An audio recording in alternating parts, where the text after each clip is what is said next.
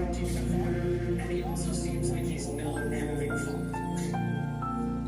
I think all of that's correct. He might have the race. It's so clear how much diminished he is compared to 2020 and certainly 2016. I think this press conference made that clear. There's a biggest appearance of the National Association of Electricians makes that clear. Every time he has one of his extended appearances, it's become more clear that this is simply not the same guy of 4 years ago. And the guy of 4 years ago to really come here and and I think you're right. He appears to not be having any fun whatsoever.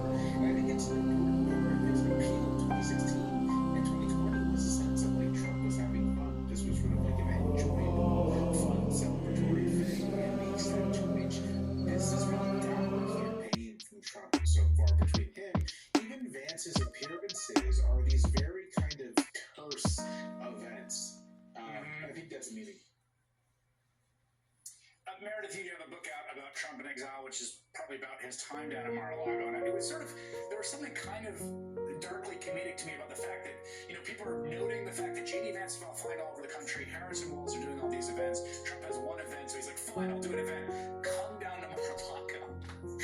That's Trump to the event, which, again, like I said, no shade, if I were 70, that's how I would want to script it too, but how do you understand the strange lack of events? Was it just this week, but actually if you count up the numbers, like he just has not been on the road. Well, he was asked about that today at the press conference, and he scoffed at it, pushed back at the question, but the press conference we saw today, this was classic Trump in so many ways. Look, he was trying to contrast himself with Vice President Kamala Harris, who's received some criticism about not doing any interviews or press conferences herself, but really this is about him trying to take the spotlight off of the momentum that the Harris-Walz campaign has had since Walz was announced and since Harris took the top of the ticket, inviting reporters down there to pepper him with questions, showing off Mar-a-Lago, but really going all over the map in terms of his answers to questions in a way to try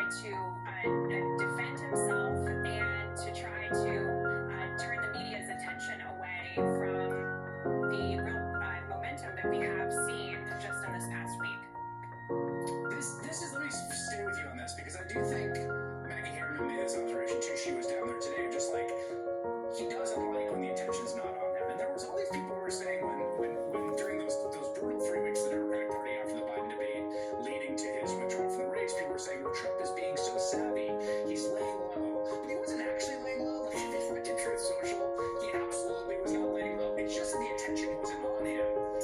He seems to think more attention on him the better. Do you think that's the fundamental thesis that he has about the campaign? Well, for Donald Trump, it's always so important to have attention, good or bad. And, if you think just 3 weeks ago where the Republican Party was, Donald Trump just, got the nomination in Milwaukee. There were balloons flying, smiles. The Republican Party was simply confident and gleeful at the idea of going up against President Biden in November. And so much has changed in a short matter of time. And the Trump campaign is trying to argue that the fundamentals of the race haven't changed here. But you saw in the press conference today when Trump was asked about poll numbers, he acknowledged that Vice President Kamala Harris is getting a lot of attention and support from Black women. And it was sort of a tacit acknowledgement of the state of the polling and the new state of the race now that Harris and Walz are on the ticket. Yeah, well, what you said, he did say that, although it was in a very strange, kind of classically Baroque way that talked about other demographics are going to win, and about how 75% of the country supports him was one of the lines he said, which is very obviously not true. I do think that there's a kind of vicious cycle and virtuous cycle for Trump.